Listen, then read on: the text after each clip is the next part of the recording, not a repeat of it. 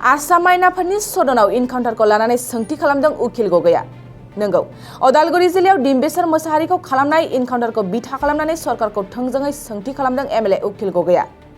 उखिल गगैनि सोंथि खालामनायनि फिनजाथायाव मन्त्रि पीयूष हाजरिकाया बुंदों, रायजोआव दासान्दि जेबो इनकाउन्टार जायाखै।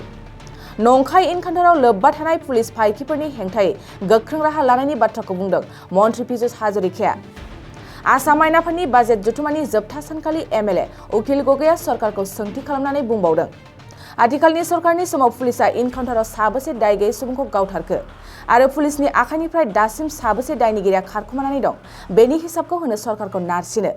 फारसेथिं बिथां गगैनि सोंथियाव मन्त्रि पीयूष हाजरिकाया ओरैबायदि फिनजाथाय खालामनानै बुङो, रायजोआव इनकाउन्टार जाथायनि सायाव फिननाय होयै मेंनाय मोनबाय। बबेखानि पुलिसआ गावारि रैखाथिनि थाखायसो गुलि हगारनो गोनां जायो होननानै मन्त्रिया फिननाय होयो। मख'नो गोनांदि रायजोनि गेजेराव सम सम पुलिसनि नंखाय इनकाउन्टार खालामनाय जाथाया सोराङाव फैदों।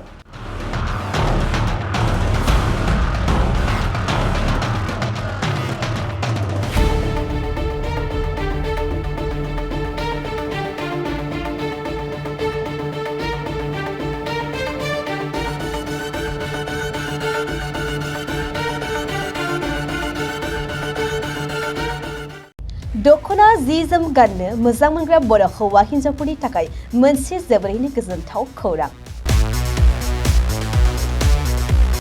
F&F क्लथिं गलाया फैगौ बैसागु फोरबोनि थाखाय समायना रमायना दखना, जोमग्रा सादोर, ब्लाउज आरो हौवाफोरनि थाखाय आर'नाइ, गामसा, शार्ट बायदि रोखोमनि गानग्रा जि जोमखौ नोंथांमोननि थाखाय लानानै फैदों। बेजों लोगोसेयैनो बर'नि जुलियाव नांगौ जानाय हौवा हिन्जाव गोदाननि गासै गानग्रा जोमग्राफोरखौबो बे गलायाव मोनगोन। गसाइगाव टाउनजों नांजाबनाय राजापारानि गार्लस स्कुलनि अपोजिटआव थानाय F&F क्लथिं गलायाव बर'नि गाब गोनां समायना रमायना ड्रेसफोरखौ गोसोनि लुबैनाय बायदि मोननो हागोन। लोगोसेयैनो गोसो गुदुं सुबुंफ्रा गावनि मोजां मोननाय ड्रेसफोरखौ F&F क्लथिं गलायाव जायखिजाया सानावनो लांफैनो हागोन।